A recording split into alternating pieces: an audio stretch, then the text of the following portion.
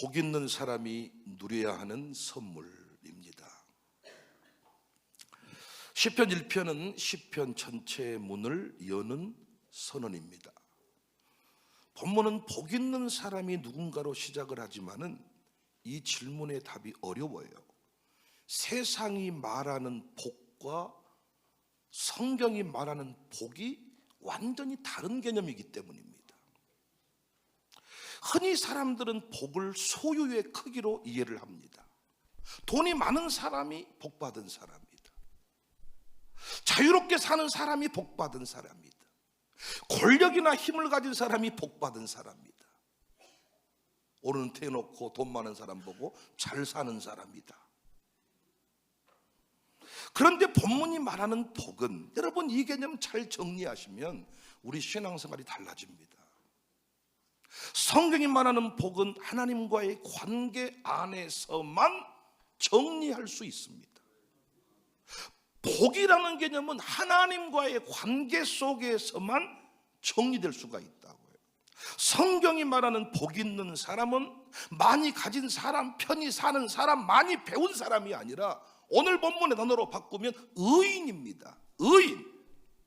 의인이란 또 단순히 착한 사람이 아니라 하나님께서 주시는 구원을 선물로 받은 사람, 죄사함 받아서 새 피조물이 된 사람이 의인입니다. 의인이 복 있는 사람이다. 하나님을 예배할 수 있는 사람, 하나님의 뜻에 귀 기울이면서 그 말씀을 따라 살려고 몸부림치는 사람, 여러분이 복 있는 사람임을 믿으시기 바랍니다. 이 개념 정리가 분명히 돼야 된다니까요. 소유의 크기가 복이 아니라고요. 자리의 높고 낮음이 복이 아니라고요. 하나님과의 관계 속에서만 설명이 되는데, 하나님과의 관계 속에서 죄사함을 받은 사람, 구원을 선물로 받은 사람, 그 사람의 이름이 의인이에요. 그 의인을 복 있는 사람이다. 복 있는 사람이 이 땅에서 누려야 될 선물이 있어요. 복 있는 사람에게만 주시는 선물이에요. 이 선물을 누려야 돼요. 안타깝게 많은 그리스도인들이 이 복이 가져다 준 최고의 선물을 선물로 알지 못한다는 거예요. 오늘 복 있는 사람이 누려야 될 선물 정확하게 깨닫고 이 선물을 주님 오시는 그날까지 마음껏 누리시기를 바랍니다. 선물 하나 해줬는데 그 선물을 가지고 아주 아침 저녁으로 막 가지고 놀고 누리는 아들 딸들을 보면 어른들이 선물 또 주고 싶잖아요. 여러분도 넥타이 하나 목사에게 선물했는데 목사님이 그 넥타이를 아주 그냥 시종일관 차고 기뻐하고 감사한 넥타이 또 사주고 싶잖아요. 할렐루야. 멀리서 보니까 무슨 색인지 몰라서 헷갈린다 그러더라고요. 어떤 분은 나보고 이래요. 목사님 넥타이가 몇 개 되십니까? 한 50개 된 것 같아요? 속으로 네가 사준 것은 아무것도 없어. 50개가 넘어도 당신이 사준 것은 하나도 없다고. 저는 넥타이 선물을 좋아해. 누구 주지 않아. 아내는 나눠주자 그래. 네 똥이다 그래 나는. 성도가 나 차라고 준 걸 내가 왜 나눠주냐. 그러다가 음식도 썩을 때가 많아. 목사님만 드세요라고 주는 거 있잖아요. 난 나만 먹으려고 남겨두라 그래. 근데 열심히 와이프가 내줘야 되는데 잘 안 내줘가지고 같이 먹자고 하다가 놓칠 때가 많아요. 여러분 선물은 너무너무 좋은 거예요. 선물, 하나님이 우리에게 선물을 주셨어요. 대통령 청와대에 준 선물 하나만 가지고도 청와대 마크 박혀있는 시계를 막 저거 막 이런다 그러더라고요. 근데 우리는 하나님 주신 선물을 잘 모르니까 누리지를 못하는 것 같습니다. 노래합시다. 아주 먼 날 하늘에서는.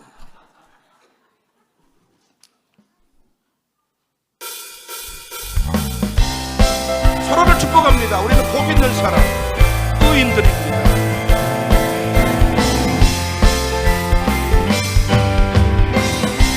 사랑해요. 사랑해요. 사랑해요. 축복해요. 축복해요. 당신의 마음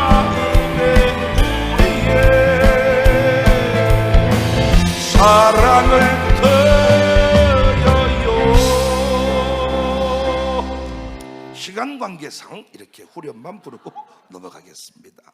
복 있는 사람이 누려야 할 선물은 첫 번째 여호와의 율법입니다. 1절입니다. 오직 여호와의 율법을 즐거워하여 그의 율법을 주야로 묵상하는도다. 여기서 율법은 단순히 규율이 아니라 하나님의 뜻과 지혜 그리고 생명의 원리를 의미합니다. 즐거워한다는 말은 마음이 쏠린다, 기쁨을 둔다. 복 있는 사람은 의인은 말씀을 의무로 읽지 않아야 된다는 거예요.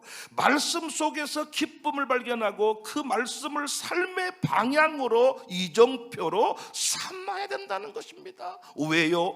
말씀만이 욕심에 이끌려 미혹되는 것을 막아주기 때문입니다. 야고보서 1장 14절입니다. 오직 각 사람이 시험을 받는 것은 자기 욕심에 끌려 미혹됨이니 욕심이 잉태한 즉 죄를 낳고 죄가 장성한 즉 사망을 낳는다. 그러니까 이 땅에 많은 사람들이 미혹당하고 캄보디아에 가서 어려운 일을 만나게 되는 것은 그들에게 무엇이 없기 때문이다? 말씀이 없기 때문이다. 날마다 만나는 말씀, 새벽마다 예배당에 나오기만 하면 선포되는 말씀, 그냥 이 말씀이 녹음기 틀어놓은 것처럼 나온 게 아니라 하나님이 우리에게 눈에 보이는 천사를 세워서 하늘의 뜻을 이 땅에 전하고 있습니다. 그 말씀은 생명입니다. 그 말씀은 원리입니다. 그 말씀은 진리입니다. 그러니까 이 말씀이 우리에게는 뭐라고요? 선물이다고요. 선물이다고요. 우리 최근에 유수의 캄보디아 범죄 조직의 잔혹함들을 바라보면서 얼마나 충격을 받습니까? 충격을 넘어 분노를 느낍니다. 문제는 거의 매일 그곳의 잔혹함이 뉴스를 통해 보도가 되고 있는데도 그곳을 찾는 이들의 발걸음이 멈추지 않는다잖아요. 여전히 그곳을 찾는 사람들이 많다잖아요. 바로 캄보디아로 못 들어가니까 주변국을 통해서 들어간다고 합니다. 왜 그렇습니까? 우리 도민이가 그 카톡방에 뜬 광고 문구를 보내줬더라고요. 월 수입 몇천 보장, 차량 제공, 숙소 제공, 수많은 얘기들을 거기다 해놓았는데 욕심에 이끌림 바 되니까 보이스 피싱 범죄가 줄지 않아요. 이단이 갈수록 그 세력을 키워가는 것은 모두 미혹당하는 자들이 많기 때문입니다. 왜 미혹을 당합니까? 욕심 바이러스에 감염이 되기 때문입니다. 그래서 뭐가 필요해요? 말씀 백신이 필요해요. 예방주사를 맞아야 돼요. 백신을 통해서 면역력, 분별력을 키워야 돼요. 목사 가정에서 자란 저 역시 어렸을 때 교회 안에서 날마다 시장통에 나가면 골라 10개에 만원, 10개에 만원, 만원에 10개, 만원에 10개 이렇게 하듯이 눈 뜨면 설교 말씀을 듣게 됐어요. 마치 이스라엘 백성들이 거리에서 광장에서 하나님의 말씀이 때마다 시마다 선포되니까 이것이 자기들한테는 복인 줄 몰랐어요. 그런데 우리는 말씀, 영원한 진리이신 말씀을 공급받지 못하면 우리 안에는 이미 욕심이 가득해서 사탄 마귀가 이끄는 대로 가버린다는 거예요. 어렸을 때부터 말씀을 듣고 자랐습니다. 늘 아버지 서재실이 나의 놀이터였습니다. 다른 집 친구 집에 가보면 낫이 있고 호미가 있었지만은 저희 집에는 아버지 서재실이 있어서 늘 책이 있었습니다. 눈 뜨면 말씀을 듣는 것입니다. 아버지로부터 양육을 받을 때도 말씀을 통해 받는 것입니다. 이것이 어렸을 때는 무거운 짐인 줄 알았습니다. 그런데 이것이 지혜의 말씀이었습니다. 분별력을 키웠습니다. 여러분, 이 교회 안에서 말씀의 법을 따라 산다는 게 답답하게 느껴집니다. 굳이 그렇게까지 할 필요가 없는 것 같은데 아버지의 그 말씀의 가르침을 따라서 그렇게 살았습니다. 그런데 어느덧 그것이 내 안에 면역력이 됐고 나의 영적 강건함이 됐습니다. 그래서 어지간 얘기를 들어도 분별이 됩니다. 아, 사기치고 있네, 아, 미혹하고 있네, 거짓말하고 있네, 분별이 됩니다. 우리 안에 진리의 말씀이 가득가득 채워져서 이미 우리를 지혜롭게 만들어버렸습니다. 복 있는 사람에게만 말씀을 줘요. 하나님이 구원을 선물로 준 자에게만 날마다 주야로 말씀을 준다고요. 우리는 새벽마다 말씀을 받고 시작합니다. 보이스피싱이 이만희가 감히 문선명이가 침투할 틈이 없습니다. 복 있는 사람에게만 날마다 진리의 말씀이 선포가 돼요. 눈에 보이는 천사를 세워서 날마다 졸면 눈 뜨라 그래서 말씀을 전해줘요. 이것이 부모님과 함께 사는 집 아이들과 홀로 사는 집 아이들의 차이일 수 있습니다. 부모님과 함께 사는 집 애들은 밥을 안 먹은다 그래도 엄마가 밥 한 끼 먹으면, 한 번 먹으면 500원 줄게, 한 번 먹으면 1000원 줄게, 소세지를 삶아서 뭘 삶아줄까, 뭘 줄까. 홀로 사는 집 아이, 그러지 못할 때가 있습니다. 어떤 분은 새벽 예배 말씀이 너무 길다고 10분 메시지, 5분 메시지만 하자고. 아니, 어떻게 나온 새벽인데 5분에 끝내? 오히려 주일을 대예배 온종일 있을 때는 10분 끝내고 가도 괜찮을 것 같아. 새벽은 그렇게 하면 안 되지. 가장 깊은, 가장 맛있는, 가장 뜨거운, 가장 신선한 말씀들이 선포되어야죠. 감히 독립선언을 할 수가 없었습니다. 나는 이제 독립하겠습니다, 아버지 이제는 내 마음대로 살아보겠습니다, 할 수가 없었습니다. 무서웠어. 나는 부모들이요, 자식의 독립선언을 함부로 인정해버린 거 안타까워. 끝까지 나 죽이고 가라 이래야 되는데, 가라 그러면 잘 살아야 쓴다. 교회는 댕기냐? 여러분도 댕겨봤지만은 쉽습니까 댕기는 게? 이렇게 들들 볶아도 나올까 말까 하는데 지가 알아서 교회를 댕겨요? 다른 건 다 똑똑하면서 왜 자식한테는 밀립니까? 캄보디아 가면 어쩌실라 그럽니까 여러분? 어느 날 신천지에게 버젓이 가 앉아있으면 어쩌려 그럽니까? 저는 GBS 공부방이라는 것을 운영하면서요, 독립선언서를 많이 들어봤습니다. 공부방에 들어와가지고 끝날 때까지 못 가고 말씀 암송해야 되고 다 귀를 들여 사니까 공부 하나도 안 했던 애들이 어느 날 지 엄마한테, 어머니 이제서 내가 비로소 공부의 의미를 깨닫게 됐습니다. 나를 일반 학원에 보내주시면 내가 충성을 다하겠고, 어머니 아버지 내가 학교를 제대로 다니겠으며 게임을 끊고 제대로 해보겠습니다. 막 엄마가 찾아왔어. 목사님 드디어 내 아들이 바뀌었습니다. 이런 선언을 했으니 보내주시면 좋겠습니다. 뻥입니다. 말해도 아닙니다. 이런 고백을 평생 처음 들어봤다는 거예요. 이런 고백을 지금까지 해본 적이 없는데 이런 고백을 한 것 자체가 기적이라는 거예요. 그래가지고 독립선언을 했는데 독립하자마자 지 맘대로지. 아차 속았구나. 한번 기회를 잡다가 놓쳐버리면 영원히 기회는 못 잡아요. 표현이 좀 괴로워서 미안합니다만은 시골에서 황병 집사 같은 분이 워리 해가지고 탁 잡았는데 놓쳤다. 영영 산 돌아다니고 못 돌아옵니다. 딱 잡을 때 잡아서 진리의 말씀으로 그를 딱 굴복시켜야 되는데 이걸 잡으려고 할 때 엄마 아버지가 탁 손 놔버리는 거예요. 엄마 아버지가 손 놔버리면 목사는 못 잡습니다. 엄마 아버지가 목사에게 위임을 해주면 목사는 잡습니다. 놀랍게 독립하지 못한 채로 인생을 살아가면서 말씀이 새겨진 것입니다. 그래서 말씀으로 세상을 보고 말씀으로 나를 보게 됐습니다. 진화론 얘기를 듣는데 과학 선생님이 저거 뻥치구나 알겠더라고요.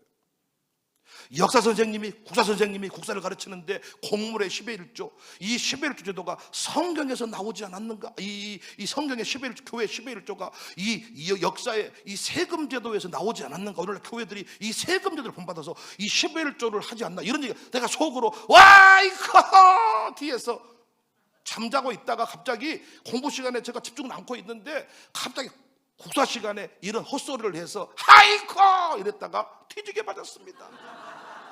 너 방금 뭐라 그랬냐? 아이고. 예수 선생님이 울고 나갔습니다. 울고 나갔더니 금방 진학설 선생님이 학생가정에 돌아가지고 어떤 놈이 올렸냐고. 제가 뭐 했어? 아니 국사 선생님이 그래서 아이고 했는데요.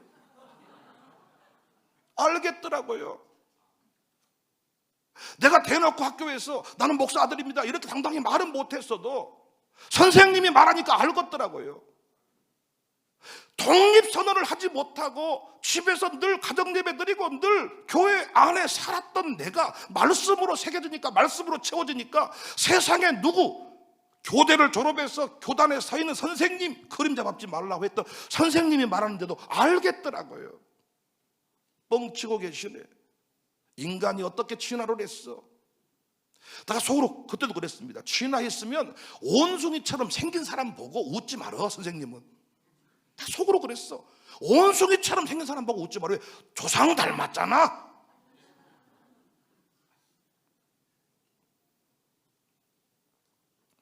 저는요, 공부 잘하는 사람들 얘기할 때도요, 다 속으로 그랬습니다. 학생회장 출마하겠다고 할 때도 선생님이 너 윤영아 왜 나오려고 하냐? 반장이 나오고 너는 반장도 아닌데 네가 나오면 우리 반에서 2명 나오는데, 그러면 3학년 1, 2, 3, 4반 중에 우리 반에서 2명 나오면 표를 갈라먹지 않겠냐? 안 나오면 안 되겠냐? 나는 내 안에 분노가 일어났습니다.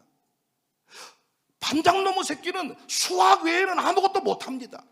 저놈 학교에 적군이 쳐들어오든지 여학생들의 괴롭힘을 당하든지 관심 없고 지는 자율학습 시간에 산에 올라가서 칡만 캐먹는 미친놈입니다.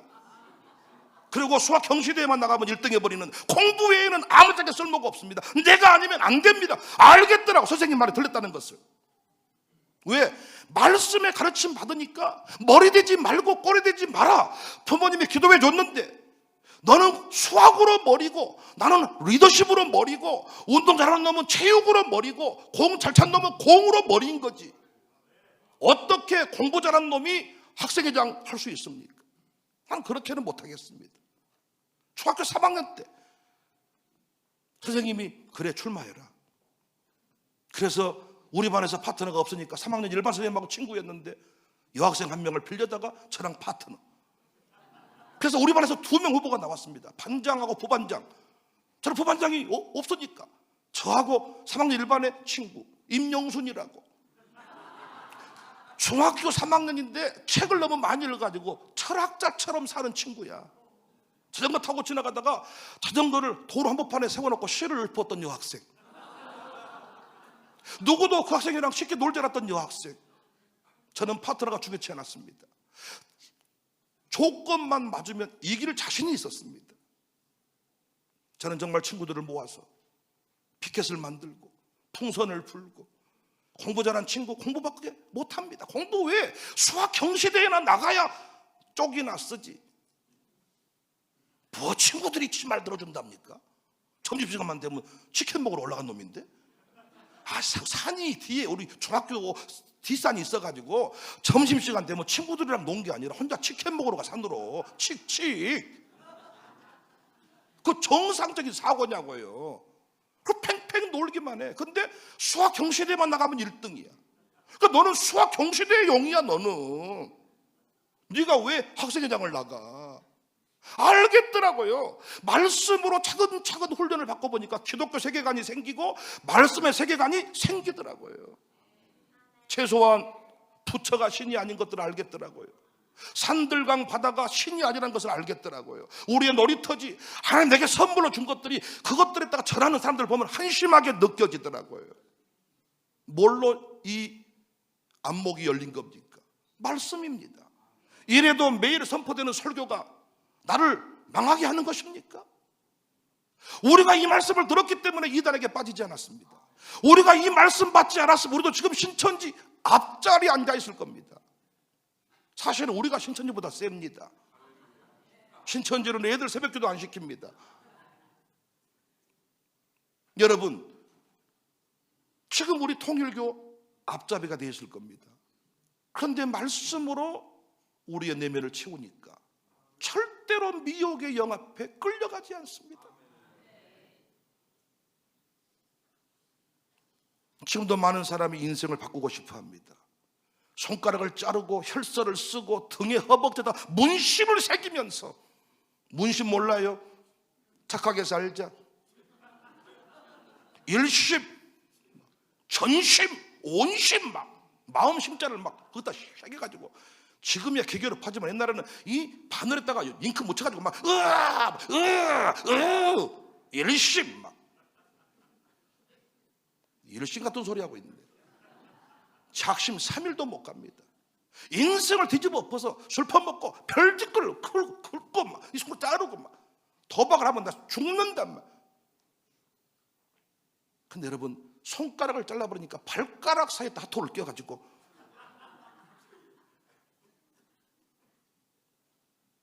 다 미혹에 빠져버려요. 진리의 말씀이 없기 때문입니다. 말씀해 주시지 않으니까 주야로 묵상할 진리의 말씀이 없으니까 개똥 철학이 사기꾼의 미혹을 따라가게 되는 것입니다. 우리 아침마다 당회를 하는데 얼마나 재밌는지 몰라. 나이든 아저씨, 중간 아저씨, 젊은 아저씨 모여가지고 얘기를 하는데요, 이 논쟁의 끝이 없어. 그런데 뭘로 논쟁이 끝납니까? 말씀으로 끝납니다. 미혹은 낚시 용어입니다. 미끼라는 말이 미끼. 미끼는 아름다워요. 미끼는 매력이 있어요. 욕심을 따라서 미끼를 물면 죽어요. 그런데 물고기에게 지렁이는 매력적이에요. 그런데 그 미끼 속에 고리가 있어요. 줄이 달려 있어요. 막대기가 있어요. 위에 아저씨가 웃고 있어요. 옆에서는 뜨거운 물이 끓고 있어요. 그런데 미끼에 마음이 뺏기는 물고기는 줄도 안 보이고 낚싯대도 안 보이고 아저씨도 안 보이고 끓고 있는 물도 안 보입니다. 1천만 원 보장만 보입니다. 그런데 우리는 1천만 원 보장해도 목사님한테 물어봐야 쓰겠다야. 목사님, 저 1천만 원 보장한다는 직장을 찾았는데 어디 캄보디아 죽을래? 아, 예.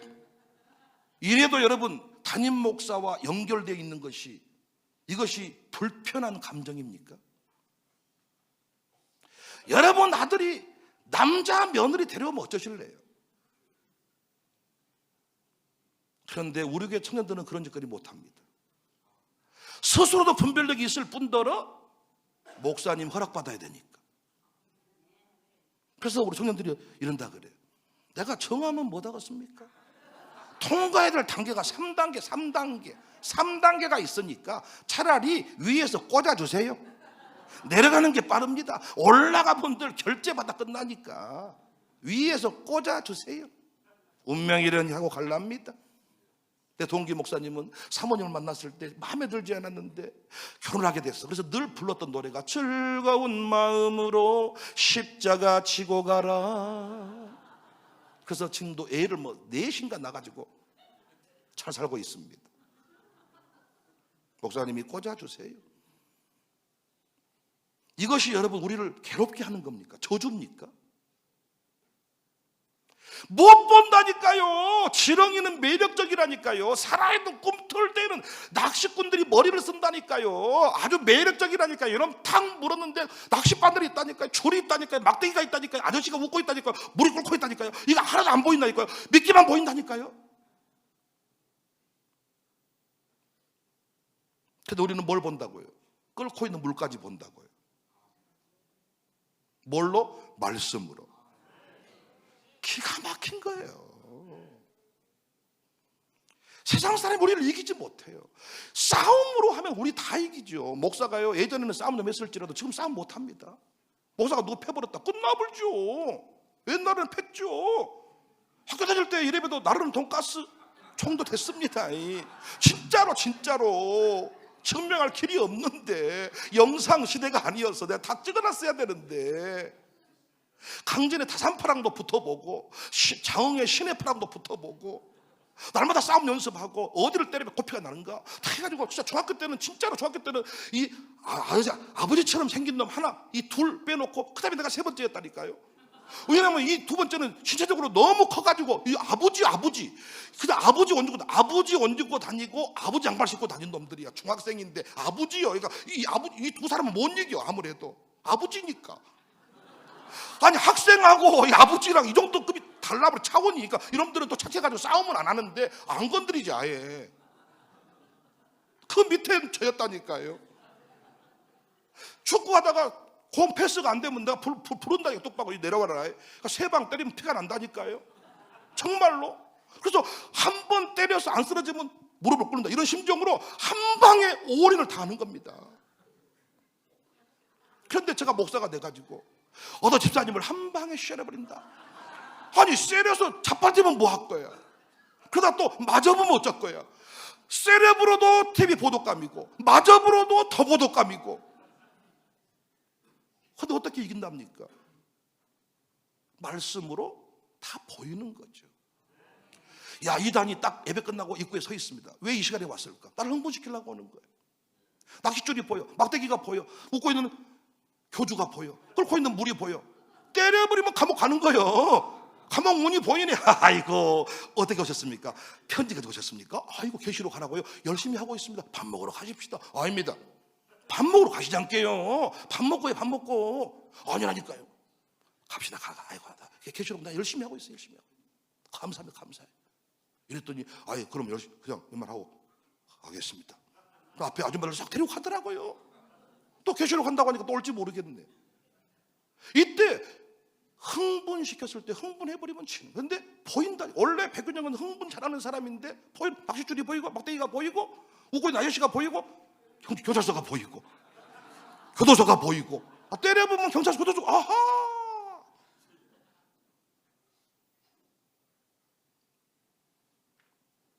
말씀을 따라갈 때 느낌은 뭐냐? 저는 이런 표현을 하고 싶습니다. 말씀을 따라갈 때 이렇게 목사 아들로 살아보니까 약간의 무력감이랄까? 할 수 있는 게 아무것도 없는 느낌이랄까? 내 또래 친구들은 다 자기 하고 싶은 대로 사는데 나는 스스로 할 수 없는 그 무력감이랄까? 우리 교회도요, 샬롬 스쿨 친구들, 어렸을 때부터 신앙생활 한 친구들 보면요, 그런 느낌이 있습니다. 약간 멍한 느낌이랄까? 멍한 느낌. 약간 몽롱해진 느낌. 빠릇빠릇한 느낌이 아니라 약간 몽롱. 내가 지금 못하고 있나? 내 인생인데, 결혼식인데, 내 결혼식인데 왜 이래야 될까? 저 여자랑 잘 살 수 있을까? 아닌 것 같은데, 저 여자가 더 예쁜데, 아닌데 저놈인 것 같은데, 아닌가? 몽롱한 느낌. 그 신랑 신부 입장할 때도 몽롱하게 느낌.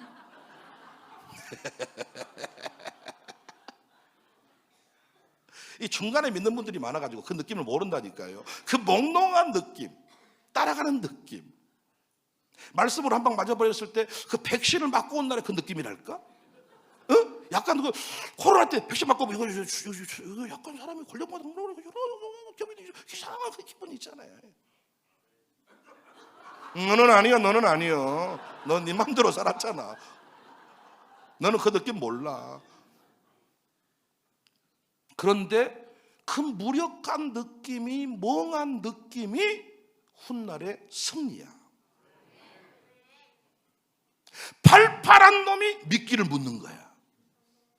약간 어리버리 멍 이런 느낌 절대로 꽃뱀한테 물릴 일이 없어.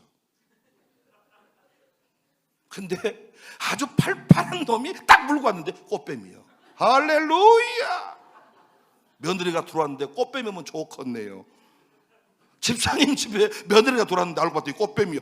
오메 어따 말하기도 힘들어 죽겠네요. 여러분, 돈과 시간은 같이 오지 않습니다. 재밌는 건 여러분, 돈이 되시면 고기 좀 끄덕거려주고 그러세요. 돈이 있으면 시간이 없고 시간이 있으면 돈이 없어요. 참 이게 미쳐버리는 겁니다. 우리 교도 보면 시간이 나무 돌아가는데 돈이 없어. 돈이 있으면 시간이. 근데 두 가지가 다 주어질 때가 있대요. 여러분도 희망을 가지시기 바랍니다. 돈도 있고 시간도 있을 때가 분명히 오는데 그때가 위험한 때라는 거예요. 그때 사고치고 그때 불륜을 저지르고 그때 캄보디아 가고. 그때 할 일이 뭐냐? 주야로 말씀 묵상입니다. 그런데 돈 생기고 시간 생기니까 주야로 말씀 묵상을 안 해요. 주일 오전 한 번만. 이때 말씀을 주야로 채우지 아니하면 당신은 욕심을 따라 가버려요. 눈 떠봤더니 캄보디아입니다. 눈 떠봤더니 한쪽 눈이 없습니다. 눈 떠봤더니 콩팥이 없습니다. 시술로 발견됐는데 향기가 없어요. 이게 지금 영화에나 나오는 얘기가 아니라니까요. 말씀을 따라가면 지우기처럼 백윤영이처럼 멍한 느낌이라니까요. 우리 은민이도 멍한 느낌이잖아요. 약간 어제도 앞에 나와서 한다고 순서 하나 맡아가지고 아주 그냥, 아니 지가 뭐냐면 그 추첨할 때 함 들고 나오는 거예요. 그런데 집에서 혼자 긴장하고 옷을 갈아입고 아주, 아야 너 아무것도 아니요. 근데 아주 그냥, 그래도 또 그런 아들은 상처를 주면 안 되니까 그렇게 힘들어 지쳐서 돌아온 아들을 보면서 우리는 축복을 했지. 수고했다, 대단한 일을 했다, 하나님께 쓰임받아서 감사하다. 은민이를 본받으시기 바랍니다. 무슨 일을 해도 다 옷을 갈아입고 최선을 다해서 함 한번 들고 들었던 건데, 은민이도 보면요 표정이 그거예요. 어차피 내가 해본들, 내가 결정한들, 할아버지 계시지, 아버지 계시지, 다 정해주세요. 길을 가겠습니다. 그 몽롱한 느낌으로, 그 모습으로 사는데 그 인생이 훗날에 보면 초대박 인생을 살고 있단 말이에요. 교회에서 보세요. 팔팔한 놈들, 기고만장한 놈들, 나중에 교회에서 장로님 못 됩니다. 몽롱한 느낌으로 사는 사람이 장로님 됩니다. 강정호 보세요. 몽롱하지 않습니까? 어차피 결정해본들 부인이 계시지, 목사님께 알아서 해주십시오. 꽂아주세요. 그대로 가겠습니다. 최은호도 몽롱, 사람이 앞에 몽롱해요. 다 약간 백신 맞은 느낌이랄까. 그런 상태로는 절대로 미끼를 물지 않습니다. 여러분, 주야로 말씀이 선포되는 교회, 날마다 이렇게 설교가 강력하게, 날마다 설교에 미친 목사가 미친 듯이 설교하는 교회. 여러분, 이 긴 설교를 또 못 듣는 것 같아서 요즘에 백윤영 TV를 만들어가지고 아침 설교를 요약해 해서 내가 아침에 TM이라고, 투데이 메시지, 백윤영의 TM, 이걸 35분짜리를 25분짜리를 거의 한 4분에서 5분짜리 요약해서 방송실에 좀 해달라 그랬더니 어디를 잘라야 되는지 모르겠대. 잘랐다 욕만 먹으니까 안 한대 자기들은. 이걸 아예 내가 요약해서 다시 또 요즘에 TM으로 올려드립니다. 딴 길로 갈 수가 없어요. 이만희에게 갈 수가 없어요. JMS에게 갈 수가 없어요. 할렐루야. 노래합시다. 예수 따라가며 복음 순종하면 우리 행할 길을 안 하겠네.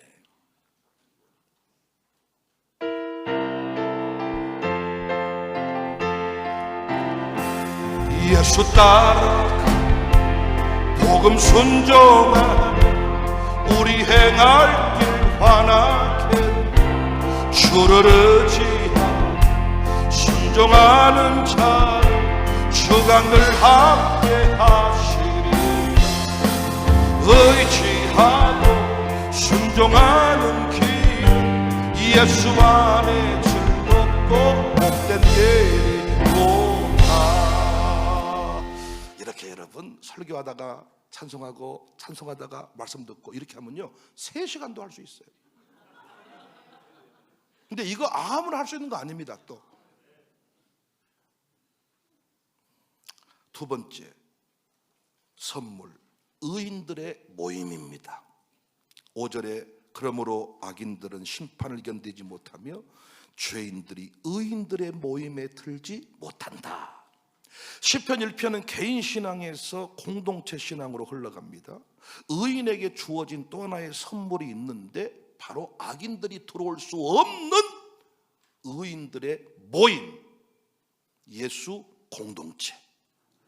믿음의 공동체가 의인들이 누리는 최고의 복입니다.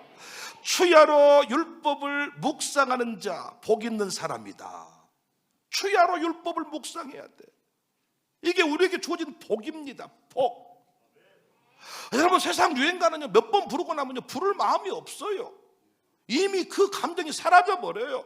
우리 찬송가 어떻습니까? 평생 불러도 새로운 느낌이에요. 진리의 말씀 듣고 들어도 늘 들을 때마다 새로워요. 진리의 말씀은 영원합니다. 아멘이십니까? 이 영원한 말씀을 주셨습니다. 흔들리지 아니한 말씀. 두 번째가 의인들의 모임입니다. 하나님은 복 있는 사람을 홀로 두지 않으십니다. 항상 함께하는 복을 주십니다. 여기서 모임은 단순한 집단이 아니라 하나님의 임재가 머무는 거룩한 공동체를 말합니다. 저 복도 집단 생활을 합니다. 근데 그 집단은 뭐가 없어요? 예수님 피가 없어요. 성령님의 임재가 없어요. 칼과 총의 규율이 있을 뿐입니다. 그런데 우리 의인들의 모임 공동체는 성령님의 역사가 있어요. 그래서 죄인들은 이 모임에 들지 못해요. 재미가 없어서 살 수가 없어요. 그리고 하는 소리마다 다 뻥입니다. 성령님이 역사하지 아니하면 백목사의 설교는 하나도 믿을 수가 없습니다. 성령님이 역사해야만 의인들의 모임에 들어올 수가 있습니다. 지상교회는 천상교회의 모형입니다. 연결이 되어 있습니다. 우리의 모임이 하늘보좌를 움직입니다. 우리가 여기서 예배하면 하나님께서 인정하시는 예배입니다. 이게 지교회, 공교회, 지교회, 본교회 이런 개념이잖아요. 히브리서 22장 22절에 그러나 너희가 이른 곳은 시온성과 살아계신 하나님의 도성인 하늘의 예루살렘과 천만 천사와 하늘에 기록된 장자들의 모임과 교회와 만민의 심판자이신 하나님과 및 온전하게 된 의인의 영들과 하늘과 땅이 연결되어 있습니다. 이 땅에 수많은 모임이 있지만 교회만 영원히 남습니다. 직장 모임, 동호회, 동창회 다 일시적입니다. 그런데 예수님의 이름으로 모인 교회는 영원합니다. 천상교회와 지상교회는 분리되어 있지 않습니다. 어떤 사람도 나는 교회 나가지는 않지만 그 모임에 참여하지는 않지만 하나님은 믿는다고 말합니다. 잘못된 신앙입니다. 하나님의 선물을 그 사람은 짐으로 여기는 거예요. 하나님이 선물로 줬는데 교회를 짐으로 여기는 거. 부담스러워 죽겠네. 전화 좀 안 했으면 좋겠네. 카톡 좀 안 했으면 좋겠네. 카톡이 참 무서운 게 나가기를 해도 다시 데리고 들어올 수 있다는 거예요. 하나님 주신 최고의 선물입니다. 너는 영원히 못 떠난다. 나가기 그냥 부르기, 나가기 부르기. 영원히 전화번호 바꾸지 않는 이상 못 나갑니다. 부담스러워 죽겠네.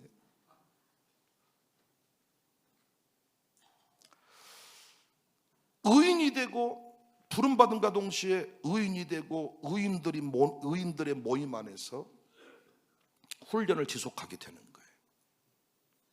교회가 왜 필요합니까? 라고 묻는다면 너를 의인답게 만들기 위함이다.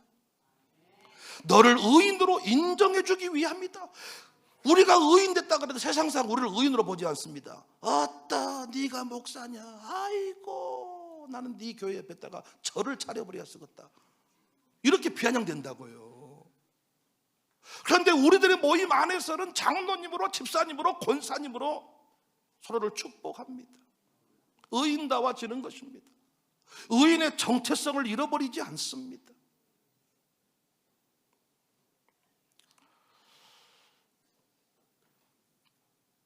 저는 악인들이 이 의인들의 모임이었기 때문에, 의인들의 모임은 만나면 뜨겁습니다. 만나면 살아납니다. 만나면 변화가 일어납니다. 만나면 새로운 비전을 찾습니다. 업이 됩니다. 충전이 됩니다. 살아납니다. 이건 술을 먹어야만 나오는 감정인데 성령님이 역사하기 때문에 우리가 모일 때보다 뜨거워지고 살아나고 변화되고 충만해지고, 할렐루야. 그러니까 의인들은 이 모임이 있어요. 이 악인들은 이 모임이 있어요, 없어요? 없으니까 새로운 모임을 만들고 이 모임에서 저 모임으로 옮기고 몸부림을 쳐보는 겁니다. 여러분, 가장 힘든 훈련이 뭡니까? 사람이 같이 생활하는 것입니다. 선교나 캠프 같은 곳에 가서 함께 생활해 보면 나를 알게 됩니다. 내가 얼마나 이상한 놈인지, 얼마나 참지 못하는 놈인지, 얼마나 비호감형인지 캠프 가보면 압니다. 교회 안에서는 잘 모르는데 캠프 가보면 얼마나 네가 밥맛인지 다 알 수 있습니다. 그렇게 부딪히다 보니까 거친 형상이 다듬어집니다. 저도 교회 안에서 이렇게 일방적으로 얘기를 할 때는요, 여러분이 다 아멘해 주지만은 캠프 같은 데 가서 내가 목사로서 이상한 짓을 하잖아. 그러면 아이고 어찌할 수가 없어. 목사가 바뀌어야 됩니다. 캠프를 계속 반복하다 보면 비호감형인 남자가 바뀌게 됩니다. 아줌마들이 싫어하는 짓거리를 안 합니다. 설교할 때는 네 혼자 뭘 해도 듣기 싫으면 잠자버리고 성경 일독해버리고 주보 교정 봐버리고 할 수가 있는데, 캠프는 같이 먹고 자야 되잖아. 거기서 성숙함이 나오고 지도자가 나오고, 그래서 위대한 인물은 같이 생활할 수 있는 공동체에서 나오게 돼 있는 거예요. 오늘날 많은 사람들이 공동체를 통해 주시는 은혜를 망각한 채 살아갑니다. 악인들이 감히 들어올 수도 없고 흉내도 낼 수 없는 의인들의 이 공동체를, 의인들의 모임을 바로 이해하지 못하고 짐으로 여깁니다. 저는 감히 말하고 싶습니다. 아멘 크게 하세요. 될성 싶은 나무일수록 공동체 안에서 키우시기를 바랍니다. 잘난 놈일수록 공동체 안에 깊이 던져놓으시기를 바랍니다. 엄마가 혼자 품고 따로 놀지 말고 될성 싶은 나무일수록 유아스쿨에 보내고 샬롬에 보내고 가정교회 보내고 캠프 따라가게 하고, 네가 키워본들 될성 싶은 떡잎이 사그라들어 버려. 토양이 안 좋아. 토양이 이 믿음의 공동체 안에서 키울 때 될성 싶은 나무가 뿌리 깊은 나무 거복이 되는 줄로 믿습니다. 캠프를 잘 안 다니는 가정교회일수록 성격이 안 고쳐집니다. 여러분 유튜브 교회처럼 편한 게 없습니다. 여러분 안 보고 설교한다는 것은 행복한 일입니다. 할렐루야. 여러분 없이 혼자 설교하는 것은 행복한 일이요. 여러분도 마찬가지 아닙니까? 나를 안 보고 말씀 듣는 것은 행복한 일이요. 피차간의 라이브가 얼마나 힘든 줄 압니까? 여러분 영상으로 보면 여러분 얼굴은 안 보이잖아요. 얼마나 나를 째려보고 이상한 눈으로 쳐다보고 하여튼 불편한 감정을, 이런 건 영상은 못 느끼잖아요. 송금만 하고 말씀만 접한다면 얼마나 좋아. 근데 왜 교회가 어렵습니까? 함께 살아가야 되니까. 저도 청사교회가 아니었으면요 사람 못 됐습니다. 무슨 제가 목사입니까? 근데 여러분과 16년을 부대끼고 보니까요 다듬어졌습니다. 거친 돌이 다듬어졌습니다. 아멘 안 해도 사실입니다. 우리 집안 식구를 인정하는 바니까. 여러분도 마찬가지예요. 은퇴교육자들도요 다 나름대로 대장님 했던 대장님들. 근데 또 은퇴하시고 나서 하나님이 의인들의 모임을 또 만들어줬어. 이 모임 안에서 또 거기서 대장 할 사람, 부대장 할 사람, 또 할 사람, 또 하면서 거친 돌이 또 다듬어져가지고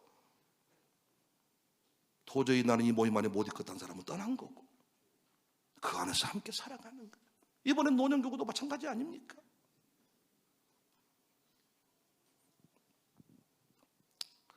위대한 인물은 혼자 들판에서 크는 게 아니에요. 의인들의 모임 안에서, 같이 생활하는 공동체 안에서. 일반 종교는 착한 사람이 구원받는다고 합니다. 그래서 일반 종교는 착한 사람이 옵니다. 기독교는 죄인이 구원받는다고 합니다. 그래서 죄인이 옵니다. 여러분 잘 들어봐요. 우리 기독교가요 이방 종교랑 게임이 안 되는 것은, 착한 사람이 구원받으니까 이방 종교는 착한 놈들이 와. 착한 놈 데려다가 착한 놈 만드는 게 뭐가 어려워? 그게 제 말 지금 듣고 계십니까? 그런데 기독교는 누가 온다고요? 죄인이 와. 죄인을 데려다가 의인답게 만드는 우리가 얼마나 수준이 있습니까? 여러분 지난날에 노병한 장로님 고백처럼 다 우리 잡놈들 아닙니까? 막가파들, 막가파들. 가다가 열받으면 받아버리고, 없으면 죽여버리고, 갈아버리고, 경기로 밀어버리고. 근데 그 죄인들을 데려다가 하나님의 지도자로 만들어버리니까 세상 종교랑 기독교를 비교할 수가 없는 거예요. 그러니까 다른 사람 말하지 말고 나만 바뀐 것만 봐도 기독교는 위대하잖아. 할렐루야. 우리 바뀐 것만 생각해도 위대하다. 위대하신 주. 위대해버려요.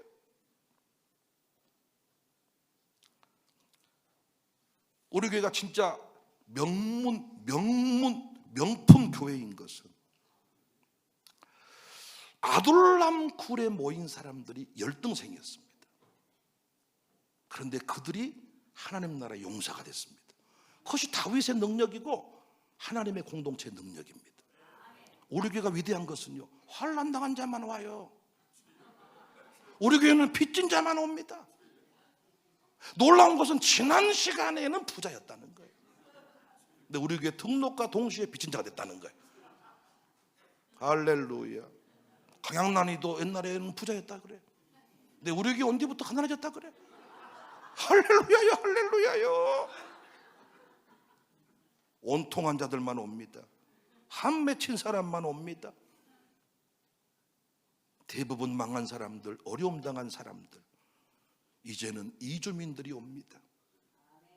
근데 우리가요, 열방의 중심 교회로, 우리 교회 진짜 나는 아내랑 돌아다닐 때마다 여보, 진짜 우리 교회 같은 교회가 없어. 하나님이 우리 교회 주신 은혜가 너무 커. 그래서 우리 교회는 망할 수가 없어. 보존 가치가 있어. 장로님들이 예배하는 태도가 달라. 권사님들이 아멘하는 게 달라. 우리 아이들 살아있어. 느낀단 말이에요. 환난 당한 자가 모였습니다. 사회 높은 사람이 없습니다. 원통한 자가 모였습니다. 그런데 지도자가 됐습니다. 어떤 교회가 실력 있는 교회냐고요? 어떤 교회는요, 모이는 사람은 교수, 모이면 의사, 모이면 약사, 모이면 변호사, 모이면 판사예요. 그들이 모여서 일을 못해. 예끼 똥통 같은 교회야. 근데 우리는 판사 있어요, 없어요? 변호사 있어요, 없어요? 변호사 아는 사람 없습니까, 목사님? 우리는 변호사한테 가서 사건을 의뢰해야 되는 사람들만 있어. 우리 교회는 변호사가 없어. 안 와. 경찰 있어요, 없어요? 없어. 왔다가 갔어. 또 한 명 있는데 안 와. 지금도 밖에만, 이 교회 주변만 돌고 안 들어와. 교회 안 들어. 청소도 하고 주방도 봉사하는데. 경찰도 없습니다. 판사 있습니까? 뭔 판사가 있어? 변호사도 없는데. 검사, 뭔 검사요? 없어. 검사한테 불려갈 사람만 있지 우리가. 은행장 있어요? 없어요. 목사님 어디 은행 대출 받을 데가 없습니까? 대출을 받아가지고 안 갚아가지고 연체가 붙어서 잡으러 온 사람들만 있어. 차를 숨겨놓고. 온 세상에 집도 없어. 집이 있지만은 싹 대출 받아가지고 깡통집이에요. 깡통집. 날마다 주님만 기다려. 주님 어서 오십시오. 낮에나 밤에나 눈물 머금고 주님 오시기만 간절히 기다립니다. 한영재 목사는 낮에나 밤에나 눈물 머금고 미국에서 전화 오기만 기다립니다. 미국 날라가서 새로운 인생을 한번 살고 싶다는 거예요. 왜? 얽혀있는 게 너무 많아가지고 여기서는 청산이 안 된다는 거예요. 떠나버려야 청산이 된다. 떠나버려야. 그런데 그 집 아버지 엄니도 빨리 아들이 떠나버리려 기도하고 있는 것 같아. 아주 그 얽혀있는 게 많아서. 그래서 나는 우리 교회가 실력 있는 교회라고 생각해. 그런 분들을 데리고 이렇게 신나게 목회를 하는 백목사는 이거 보통 목사가 아닙니다. 아니 판검사님, 장로님 데리고 아니 광주에서 뭘 못한답니까?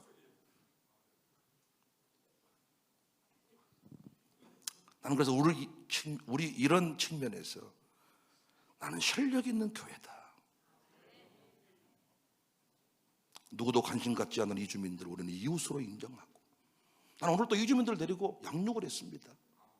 이주민 2가정, 한국 사람 2가정, 4가정을 놓고 거기에 임 목사님이 계시긴 하지만은 몽롱한 느낌으로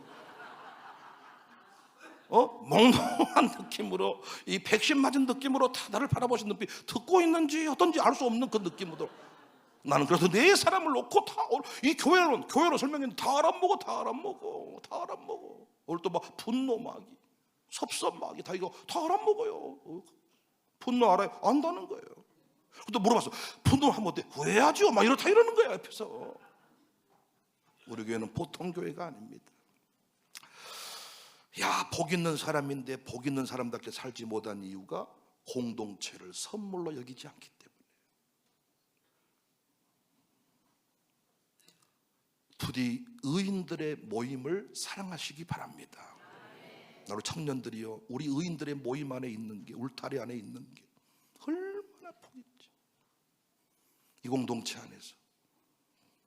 그래서 우리 교회는요, 날마다 말씀을 통해서 깨달음을 얻고 지혜로운 자가 돼서 누구랑 맞짱을 떠도 밀리지 않는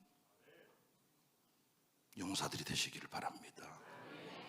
이번에도 이명필이를 다 제가 광주의 지도자들 앞에서 여행사 대표로 인사 말씀하세요 다 했더니 아주 그냥 더 인사말하고, 제가 부족함이 없이 잘 모셔보도록 하겠습니다 이러면서 뭐라고 심심하더라고요. 그래서 속으로 귀여워 죽겠어요. 아주 그냥 여행사 대표라고요, 뭐 클레임을 하면 또 해결을 하고, 뭐 말도 안 되면서 가서 또 뭐 카운터 가서 흥분도 하고 막. 야, 하나님의 사람으로 세워가는 그 모습들이 너무너무 아름다워. 이번에 음악회를 보면서도 은혜를 많이 받았습니다. 참 저를 깊기가 충만해서. 근데 저들이 우리 공동체 안에서 뿌리를 내지 못했다면 저들은 지금 술집에 가서 어떤 쾌락을 쫓는 음악을 하지 않았겠는가. 그런데 공동체 안에 축복을 받으니까, 그리고 모두가 행복이 하더라고요. 우리 은민이도 행복이 하고, 통 하나 들고 나오는데 행복이 하고. 나는 이동환이도 나는 참 신기하고 놀라고, 지가 공연한 것도 아닌데 부모님을 왜 모시고 온 거예요? 부모님을 꽃단장 시켜서 다 모시고 와가지고 지가 공연한 것 앞에서 막 난 신기하고 놀랍더라고. 이명필은 나는 왜 나온지 모르겠더라고. 그 광고 다 끝난 광고인데 나와 다시 뭐 광고를 다시 왜 하는 거예요? 그러니까 한 자리씩 맡아가지고 잔치에 뭔가 다 고생 맞추긴 하는데 다들 재밌게 열심히. 나는 김수비 권사도 대단하다고 생각해. 혼자 사회보다가, 혼자 노래하다가, 그거 아무나 못하는 겁니다. 근데 얼마나 공동체 안에서 아름답습니까? 그리고 김수비 권사님 그 친구랑 같이 노래 불렀는데, 우리끼리 얘기지만 김수비하고 잽이 안 돼. 그 이유는 왜인가 봤더니 아마 공동체 훈련을 지속했냐 지속하지 않았냐. 그리고 홈그라운드에서 부른 것이 아주 뭐 똥개도 한몫 한다 그러더라고요. 네? 아주 탁 늘었던 무대에서 친정엄마까지 다 와가지고 더 멋졌습니다. 우리 교회는요, 대단한 간현악단 없습니다. 그런데 그 상관이 없는 사람들을 데려다가 간현악을, 노래를, 음악회를 만들어내는 교회, 이게 공동체의 힘입니다. 누구든지 데려오세요. 다 데려오세요. 우리 교회 안에서 다 변화시킬 수 있습니다. 우리 박영석 앞에 노래하는 거 보세요. 청사교회 아니면 박영석을 어떻게 노래시킵니까? 오늘 또 웃으면서 아주 웃으면서 김찬용이 어서 극기가 충만해야 되고, 군청은 그냥 재미도 없어. 군청은 그냥 어쩔 수 없이 다니는 거지. 딸들 다 키우면 군청 나팔 걸고 뭐 이거 좋아하는 거지. 군청 승진 하려면 말라면 말아보시오. 군수 보고 막 이래야 되는데 시키려면 하고, 자, 저 한직으로 보내보시오. 뭐 그냥 불이나 끌다가 뭐 은퇴하면 되지 뭐 이런 식으로 해버리는 거예요 그냥. 이야, 진짜 멋져. 하나님의 선물을 잘 누리는 교회가 됩시다.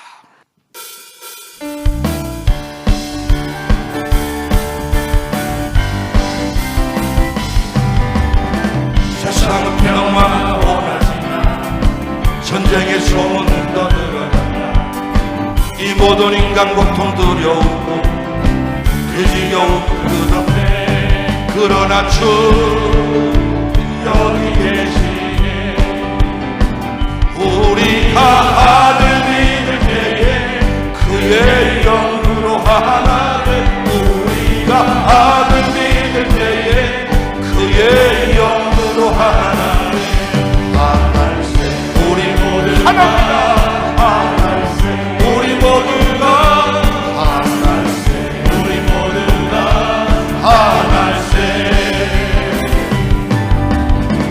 우리 주 사랑하는 안에 사네. 주를 하나로 회복했네. 한 집에 사는 우리 형제가